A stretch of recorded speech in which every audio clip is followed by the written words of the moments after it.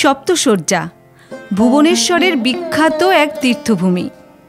এই স্থানটি ত্রেতার যুগে শ্রীরামচন্দ্র এবং দাপর যুগে পঞ্চপাণ্ডবের স্মৃতি বিজড়িত স্থান। তাই বুঝতেই পারছেন যথেষ্ট গুরুত্বপূর্ণ এই স্থানটি। আজ আমরা সেই গুরুত্বপূর্ণ স্থানের উদ্দেশ্যে বেরিয়ে পড়ব। কয়েকদিন ধরে ভুবনেশ্বরের ভ্রমণে বেরিয়ে অনেক বিখ্যাত সব স্থান দর্শন করেছি।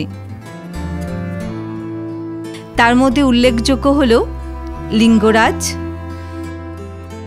চিত্তকারিণী মায়ের মন্দির,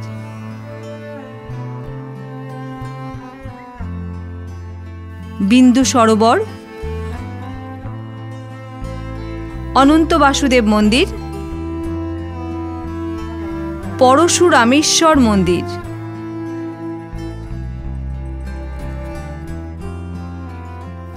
মুক্তেশ্বর মহাদেব, রাজা রানীর মন্দির। ভুবনেশ্বর থেকে বিভিন্ন দিকে ঘুরতে গিয়ে আমরা দেখেছি নীলমাধব মন্দির, বিরজা মায়ের মন্দির, তারাতারিণী মায়ের মন্দির। গত পর্বে দেখিয়েছি ঢেঙ্কানালের কপিলাস মন্দির।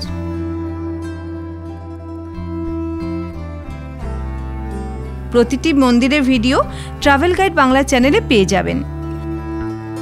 স্থানগুলোর মাহাত্ম্য সম্পর্কে জানার ইচ্ছায় ভিডিওগুলো দেখে নিতে পারেন। আশা করি আপনাদের ভালো লাগবে।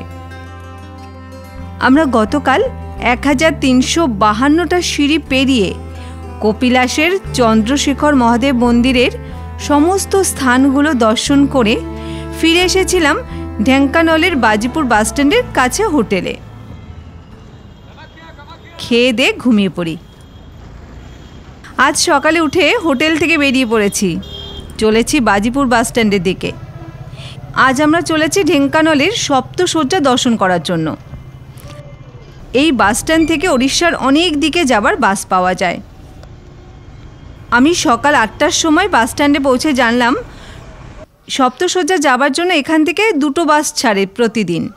একটা সকাল 6টায় আর একটা ওই 9টা 20-র দিকে। বাসের টাইম সকাল 9টা 20 এবং ঠিক সময় বাস চলে এলো এবং আমরা বাসে উঠে পড়লাম। কিছুক্ষণের মধ্যেই বাস ছেড়ে দিল। প্রথমে বাস দোকানের মধ্যে দিয়ে এগিয়ে চলল।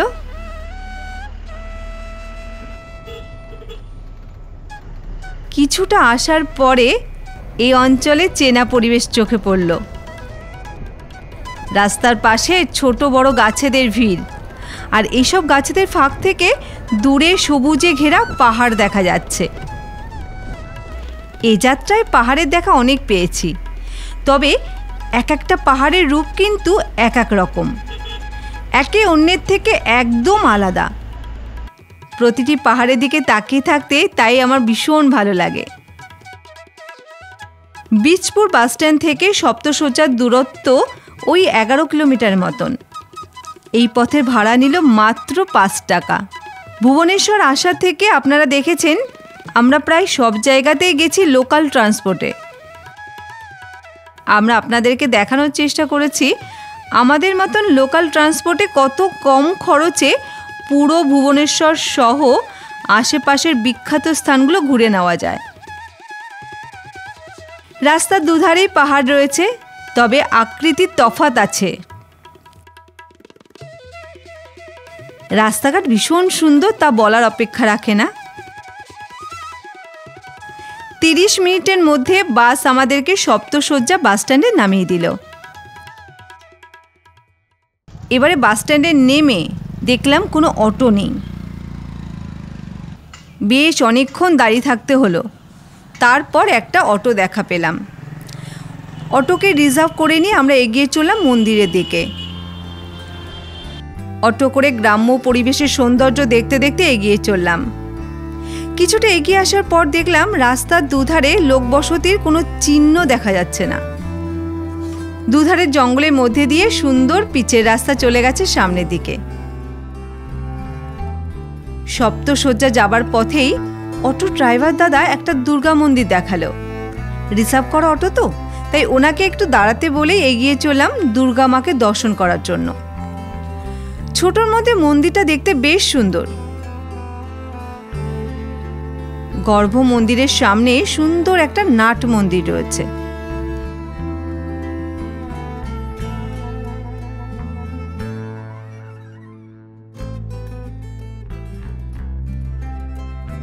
গর্ভগৃহে ঢুকে মায়ের রূপ দেখে অবাক হলাম।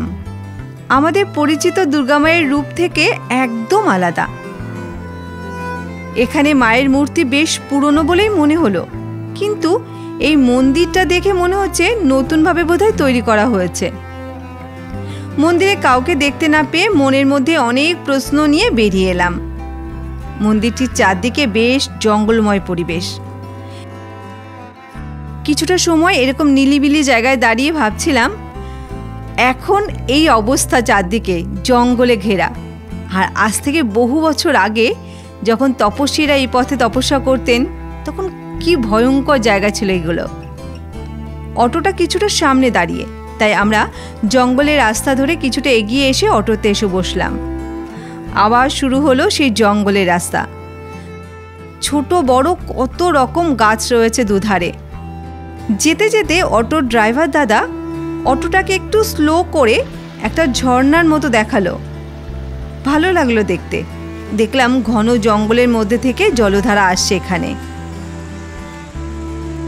পাখির ডাক শুনতে শুনতে একটু একটু করে আমরা এগিয়ে চলেছি সামনের দিকে। জঙ্গলের মধ্যে দিয়ে কিছুক্ষণের মধ্যে অটো এসে দাঁড়ালো পার্কিং জোনে। বেশ বড় পার্কিং জোনটা। আপনারা যদি সপ্তশয্যায় আসেন তবে আমার অভিজ্ঞতা থেকে বলবো বাজিপুর বাসস্ট্যান্ড থেকেই গাড়ি রিজার্ভ করে আসবেন, কারণ সপ্তশয্যা বাসস্ট্যান্ডে এসে অটো পাওয়া খুব চাপের ব্যাপার। আমাকে যেমন অনেকটা সময় দাঁড়িয়ে থাকতে হয়েছে। এবারে দুদিকে ঘন জঙ্গলের মধ্যে দিয়ে এই যে সিঁড়িটা উঠে গেছে, এই সিঁড়ি দিয়েই পৌঁছে যাব আজকে আমাদের দর্শন করতে আসা তীর্থস্থানে, যেখানে কিনা স্বয়ং শ্রী রামচন্দ্র কয়েকদিন বসবাস করেছিলেন।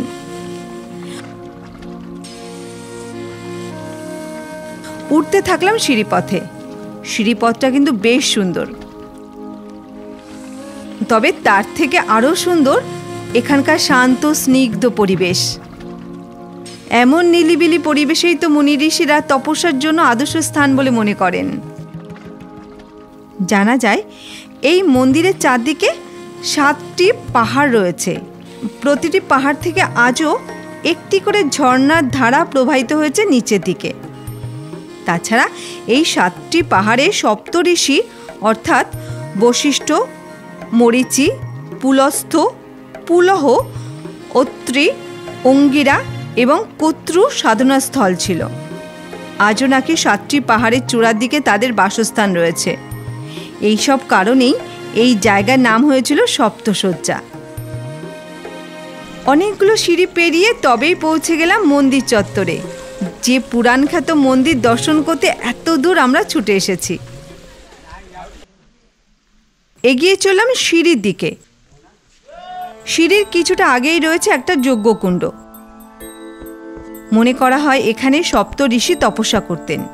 পরবর্তীকালে বসবাসকালে শ্রী রামচন্দ্র এখানে যজ্ঞ করেছিলেন।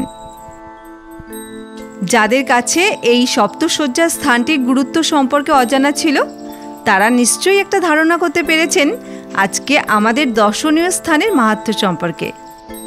যজ্ঞকুণ্ড দেখে সেখান থেকে বেরিয়ে আরও কিছুটা সিঁড়ি পেরিয়ে তবেই যেতে হবে শ্রীরামচন্দ্রের মন্দিরে। সিঁড়িপথটা কিন্তু বেশ সুন্দর। সিঁড়ি শেষ হতেই সামনেই রয়েছে গরুড়ের মূর্তি। মন্দিরের কাছে এসে ঢুকে পড়লাম গর্ভমন্দিরে। গর্ভমন্দিরে কোনো কৃত্রিম আলো নেই, প্রদীপের আলোতেই আলোকিত হচ্ছে গর্ভগৃহ।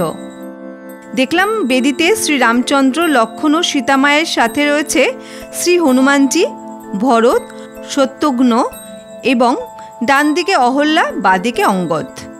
দেবতাদের প্রণাম জানিয়ে বাইরে বেরিয়ে এলাম।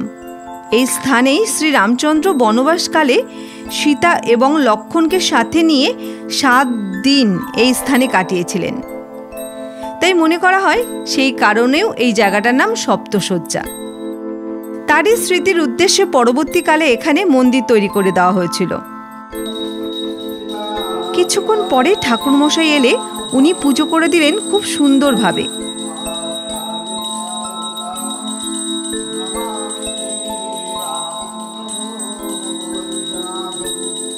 শ্রী রামচন্দ্রের মন্দির পরিক্রমা করার সময় দেখা যায় 4 কোণে 4টি সিদ্ধিদাতা গণেশের মূর্তি রয়েছে।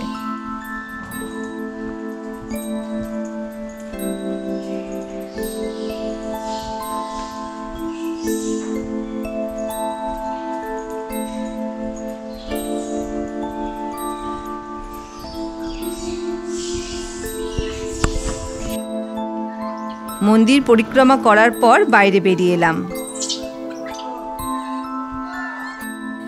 এই স্থান সম্পর্কে আরও একটা পৌরাণিক কাহিনী জানা যায়।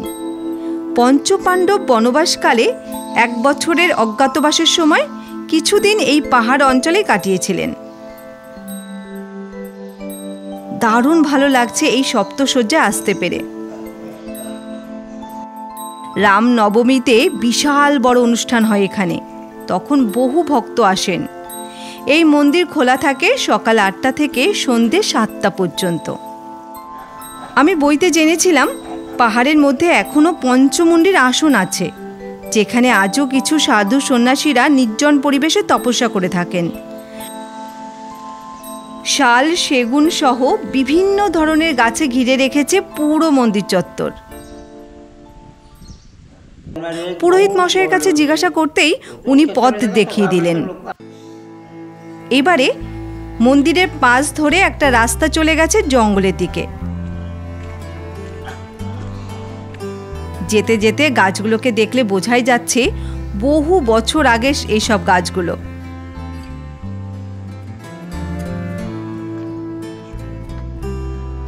ওই যে দূরে ভক্তদের থাকার জন্য জঙ্গলের মধ্যে গেস্ট হাউস রয়েছে। জঙ্গলের ভেতরে রাস্তা খুবই খারাপ।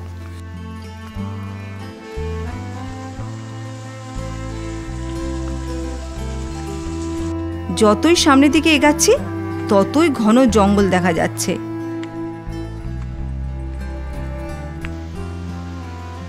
কোথাও লোকজনের কোনো স্মৃতিচিহ্ন নেই। আমাদের ক্যামেরাম্যান আগে আগে এগিয়ে চলেছে সকলকে সাহস বাড়ানোর জন্য।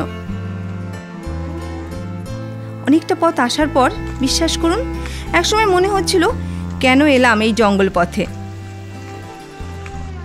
তবে এই জায়গায় যেমন ঘুরতে এসেছি সবটা দেখে যাওয়াই ভালো, আর আমি দেখতে পেলে আপনাদেরকেও দেখাতে পারবো।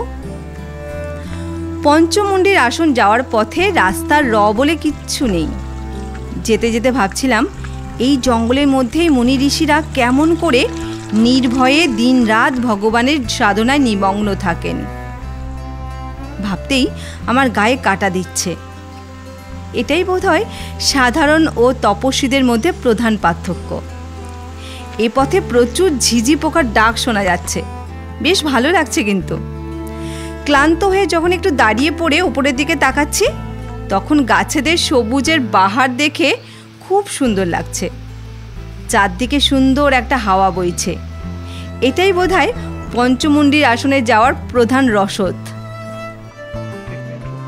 এই যে জিনিসটা দেখছেন, এটাকে আমি আগে ভেবেছিলাম ভেঙে যাওয়া গাছের গুঁড়ি, কিন্তু আমাদের ক্যামেরাম্যান দাদা জানালো এটা উইয়ের ঢিপি। অবাক কাণ্ড। দেখলাম কয়েকজন ওপরের দিকে উঠে আসছে, ওদেরকে দেখে আমার বেশ ভালো লাগলো। অনেকটা জঙ্গলময় পথ পেরিয়ে এসে এই যে আমরা একটা গেট দেখতে পাচ্ছি, তার মানে অবশেষে আমরা পৌঁছেই গেছি আমাদের লক্ষ্যে। গেট থেকে ভেতরে ঢুকে দেখলাম ভাঙাচোরা মন্দিরের মধ্যে একটা কালী মায়ের মূর্তি রয়েছে।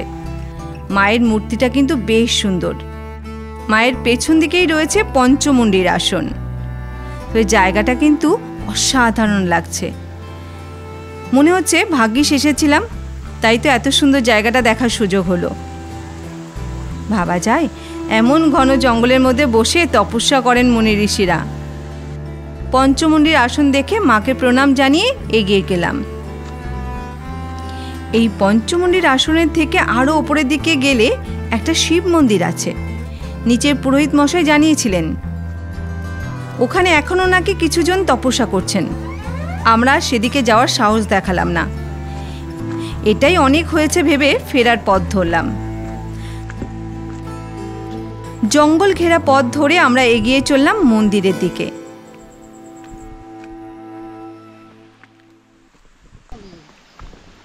অনেকটা জঙ্গলময় পথ পেরিয়ে এসে এই যে আমরা সেই উইয়ের ঢিপিটার কাছে চলে এসেছি। আরও কিছুটা পথ পেরিয়ে চলে এলাম শ্রী রামচন্দ্রের মন্দিরের কাছে। এবারে মন্দির চত্বরে বসে কিছুক্ষণ রেস্ট নিলাম। তারপর মন্দির চত্বর থেকে বেরিয়ে পড়লাম পার্কিং জোনের দিকে। অটো ড্রাইভার দাদা ফোন করে ফেলেছে।